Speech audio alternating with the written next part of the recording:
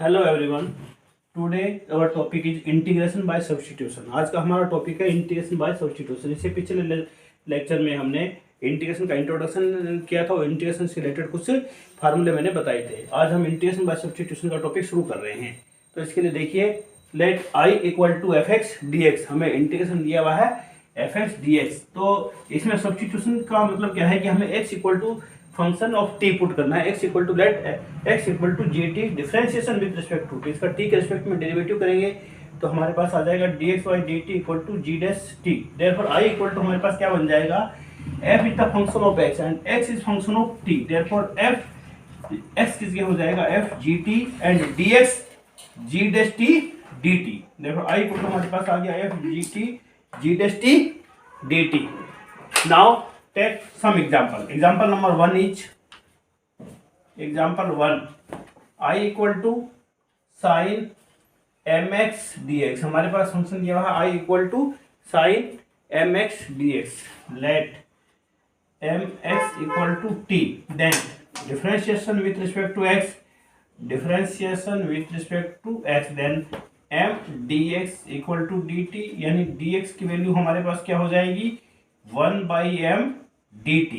therefore I equal to हम लिख सकते हैं 1 by m sin t dt। देखो 1 by m कॉन्स्टेंट है, साइन का इंटीग्रेशन हो जाएगा हमारे पास minus cos T and constant of integration is c। therefore I equal to हमारे पास हो गया 1 अपॉन m, नेगेटिव हो जाएगा ये नेगेटिव 1 अपॉन m कोस mx प्लस c। तो ये इसका आंसर हो गया। Please note down this.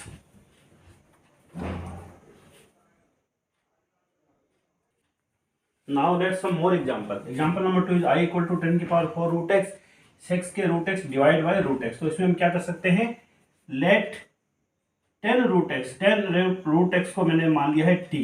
10 root x को अगर हम t लेंगे तो हमारे पास क्या आ जाएगा इसका difference. Now take some more example. Let 10 root x equal to t। 10 root x को हमें t लेना है तो 10x का इंटीग्रेशन होता है हमें पता है second square root x, second square root x and root x का डिफरेंशिएशन हो जाएगा 1 upon two root x, x का dx एंड इसका आ जाएगा t का dt। तो ये आ गया हमारे पास बाय डिफरेंशिएशन। तो डिफरेंशिएशन से हमारे पास क्या आ गया second square root x divide by root x. 2 को हम उधर ले जाते हैं तो ये आ जाएगा हमारे पास 2 dt। Therefore I equal to हम क्या लिख सकते हैं, I equal to 10 root x को हमने t माना तो हो जाएगा t की power 4 second square root x divide by root x, ये आ गया 2 dt। देयरफॉर हमारे पास आई इक्वल टू आ जाएगा 2 इंटू टी की पावर 4 dt। एक्स की पावर इनका फार्मूला हम लगा देंगे तो t की power 4 plus 1 divide by 4 plus 1 plus c। तो इसका इंटीग्रेशन हमारे पास आ गया 2 t की पावर 5 डिवाइड बाय 5। t की वैल्यू हम इसमें पुट कर देंगे। देयरफॉर हमारे पास इंटीग्रेशन आई इक्वल टू आ जाएगा 2 t इक्वल टू क्या है 10 रूट एक्स, तो 10 की power 5 root x divide by 5 plus c। तो ये आंसर हो गया इसका। Please note down this. And now next example, example number 3। Example number 3 में क्या है, let 10 inverse x, 10 inverse x को हम इसमें t लेंगे। देन बाय डिफरेंशिएशन, तो डिफरेंशिएशन से हमारे पास क्या आ जाएगा 1 upon 1 plus x square. 10 inverse x का डिफरेंशिएशन होता है 1 upon 1 plus x square dx equal to dt। Therefore I equal to हमारे पास बन जाएगा integration of sine t dt। Sine का इंटीग्रेशन होता है कि माइनस कोस टी होता है, minus cos t plus c, और टी की वैल्यू हम इसमें पुट करेंगे तो हमारे पास आ जाएगा minus cos 10 inverse X plus C. ये इसका आंसर हो गया। Please note down these examples.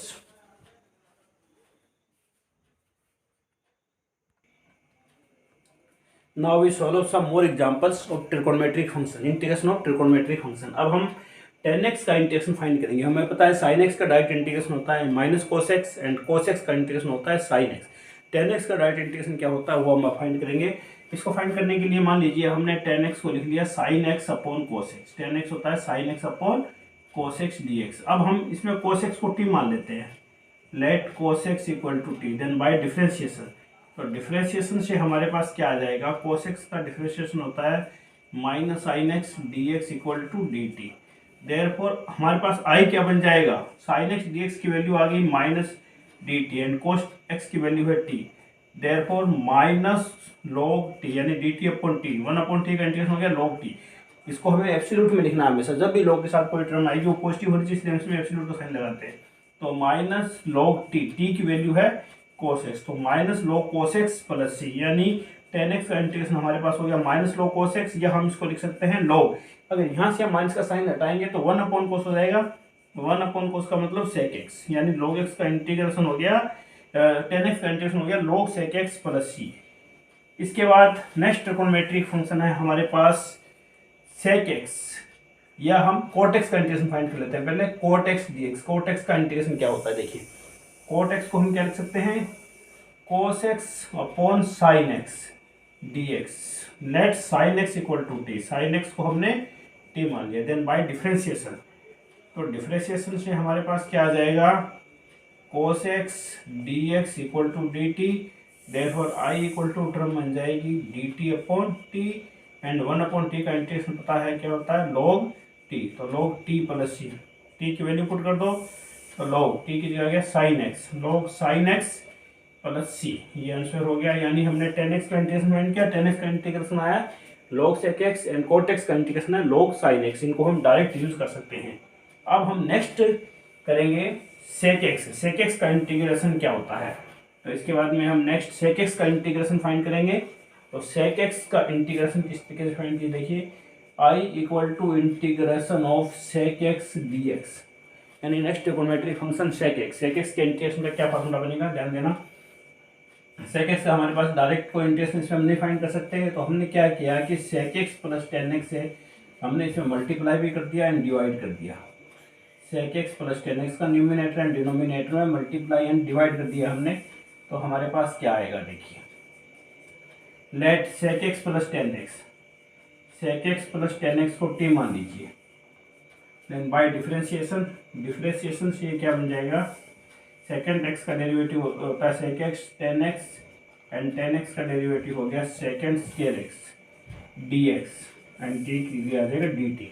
अब इसमें से सेक एक्स को कॉमन लीजिए, तो हमारे पास ब्रैकेट में क्या बचेगा, सेक एक्स को कॉमन लिया तो यहाँ आ गया हमारे पास tan x, and second square X में से सेक एक्स कॉमन आया तो यहाँ रह गया sec x D x equal to d t. अब देखिए आई इक्वल टू हमारे पास क्या आ जाएगा, therefore I equal to d t by t, integration हो गया log x log T, T की वैल्यू वापस पुट कर दीजिए, टी की वैल्यू वापस पुट करेंगे तो हमारे पास ये बन जाएगा log sec x plus tan x, यानी सेक एक्स का डायरेक्ट इंटीग्रेशन हम क्या लिख सकते हैं, log sec x plus tan x. इसको हम आगे और भी सॉल्व कर सकते हैं, इसको आगे और सॉल्व करेंगे तो हमारे पास क्या आ गया, ध्यान दीजिए। तो सेक एक्स का इंटीग्रेशन हम आगे कंप्लीट फाइंड कर रहे हैं, देयरफॉर आई इक्वल टू हमारे पास आ गया था log sec x plus tan X plus C. मान लीजिए हमने सेक एक्स को लिख दिया 1/cos x and tan x को लिख दिया sine X divide by cos X plus C. अब इसमें हम क्या लिख सकते हैं, देखो इसका एलसीएम हो जाएगा कोस एक्स, यहाँ न्यूमिनेटर में 1 और यहाँ है sine X plus C, 1 plus sine X, 1 को हम लिख सकते हैं cos square X by 2 plus sine square X by 2, और यहाँ है साइन एक्स का हाफ एंगल फार्मूला लगा दीजिए 2 sine X by 2 cos X by 2 divide by cos X का half angle formula cos square X by 2 minus sine square X by 2।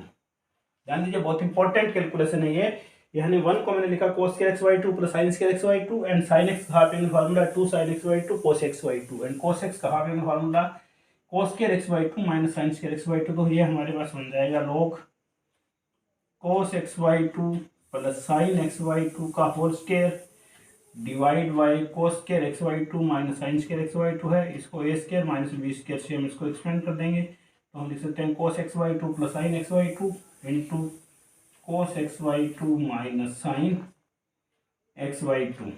तो अब हमारे पास ये क्या बन जाएगा, एक फैक्टर इसमें प्लस वाला कैंसिल हो गया, एंड न्यूमिनेटर एंड डिनोमिनेटर हम cos x बाई 2 से डिवाइड करेंगे, तो ये बन जाएगा 1 plus 10x by 2 divide by 1 minus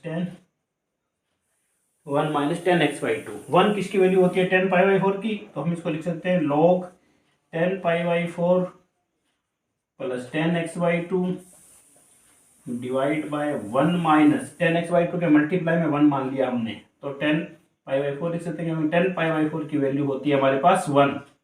therefore ये बन गया log 10π/4 प्लस x/2, यानी 10a प्लस b का फार्मूला बन गया ये, 10a प्लस b का फार्मूला हो गया ये।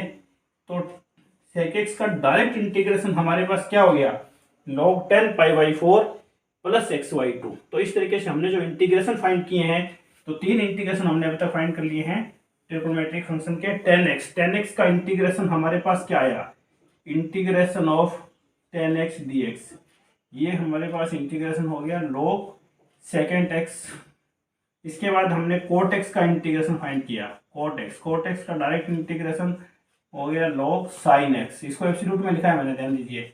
इसके बाद में मैंने sec x का इंटीग्रेशन फाइंड किया, तो sec x का इंटीग्रेशन हमारे पास क्या आया, ध्यान ये सब याद रखने हैं हमें। sec x का इंटीग्रेशन हो गया log sec x plus 10x, sec x का इंटीग्रेशन हो गया log sec x plus 10x। इसके बाद नेक्स्ट sec x का दूसरा इंटीग्रेशन हमने क्या फाइंड किया, log 10π/4 plus x/2, 10π/4 plus x/2, sec x का इंटीग्रेशन हम यही लिख सकते हैं। इस प्रकार से हमारे पास ये तीनों इंटीग्रेशन फाइंड हो चुके हैं। अब हमारा इंटीग्रेशन रहता है cosec x का। अब हम cosec x का इंटीग्रेशन फाइंड करेंगे, integration of cosec x। cosec x का इंटीग्रेशन क्या होता है, देखिए, integration of cosec x 4 number में हम लेते हैं, I equal to integration of cosec x dx। cosec x का इंटीग्रेशन फाइंड करने के लिए हमने क्या किया, cosec x minus cot x से न्यूमिनेटर एंड डिनोमिनेटर में मल्टीप्लाई कर दिया, cosec x minus cot x, cosec x minus cot x dx। लेट cosec x minus cot x, cosec x minus cot x को हमें ट्रांसपोज करना है, cosec x minus cot x को हमें ट्रांसपोज करना है। अब बाय डिफरेंशिएशन